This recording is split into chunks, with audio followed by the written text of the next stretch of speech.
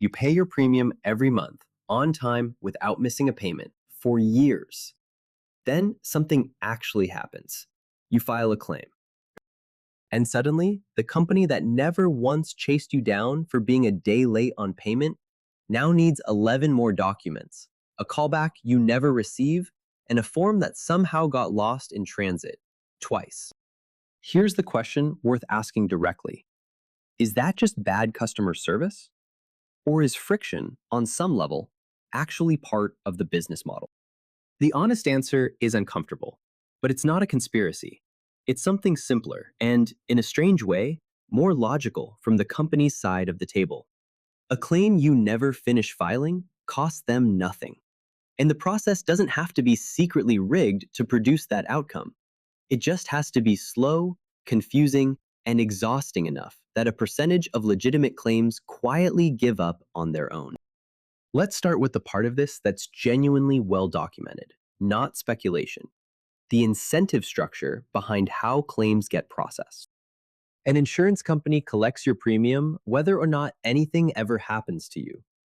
That money sits, earns returns, and becomes profit the moment a policy period ends without a payout. A paid claim is money leaving that pool.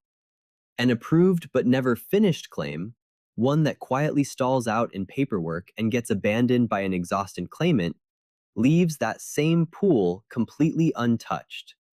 From a pure numbers standpoint, neither the company nor any individual adjuster needs to intend anything sinister for that second outcome to be, structurally, the cheapest one. This is where claims adjuster incentives come in. And this part is also well documented in industry and legal reporting. Adjusters in many companies are evaluated, at least in part, on how quickly they close files. Not necessarily on how accurately or generously they pay out, but on cycle time. How fast a claim moves from open to closed. A claim closed through approval and payout counts. A claim closed through denial counts. A claim that simply never gets finished, that a claimant walks away from out of exhaustion, also closes the file, without a payout, and without technically requiring anyone to deny anything at all. Let's actually walk through what this looks like in practice, because the abstract version undersells how it actually feels from the inside. Week 1, something happens. You file the claim.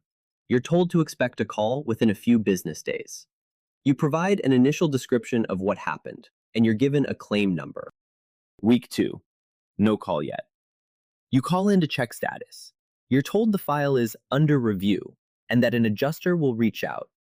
You take time out of your day to make this call, and it produces no new information beyond someone will call you. Week 3, you finally get a call, but at a time you can't fully engage. You're at work, or dealing with the actual aftermath of whatever the claim was for in the first place. You're asked for a document. You didn't know you needed it. You start tracking it down. Week 4, you submit the document.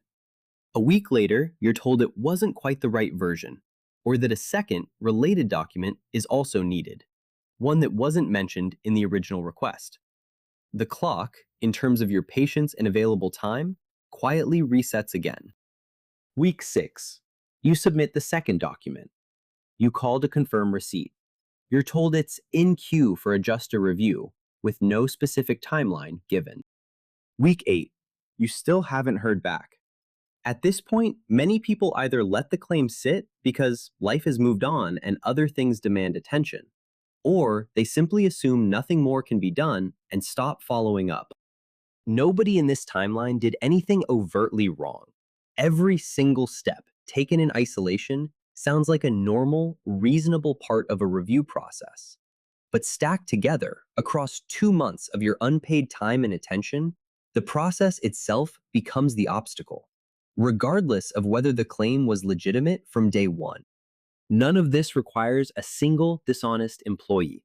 A complicated policy, a documentation-heavy process, and a slow response time can all exist for completely ordinary bureaucratic reasons. Understaffing, outdated systems, legitimate verification needs, and the outcome still tilts the same direction regardless of the reason behind each individual delay. Some percentage of real, legitimate claims simply don't survive the process, not because they were wrong, but because finishing them cost more time and energy than the person filing had left to give. Here's the part worth sitting with, and it's the actual twist in how this system works. A denied claim carries real risk for an insurance company. Denials can be appealed. They can be reported to a state regulator. They can become the basis of a lawsuit. And a pattern of unreasonable denials can expose a company to real legal and reputational consequences over time. An abandoned claim carries almost none of that risk. Nobody appeals a claim they never finished submitting. Nobody sues over paperwork they simply stopped chasing after the fourth follow-up call went unanswered. The safest possible outcome from a pure risk standpoint isn't denying you. It's making sure you never quite finish. That distinction is the entire point.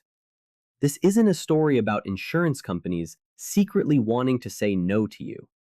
It's a story about a system where saying nothing and letting the process itself run long enough produces the exact same financial result as a denial, with almost none of the exposure a denial carries.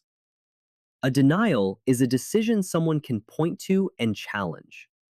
An abandoned file is just silence, and silence is much harder to appeal.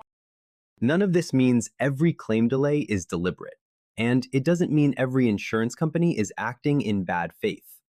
Genuine fraud investigation takes real time. Some claims genuinely are complex and require documentation to verify fairly. The problem isn't that verification exists.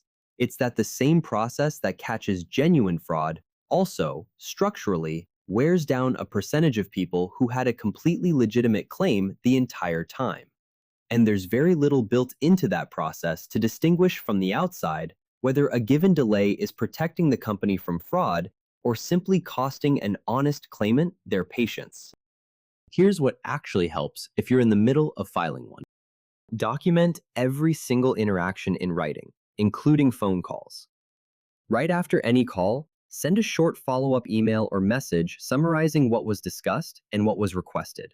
So there's a written timestamp for every request and every promised follow-up on their end.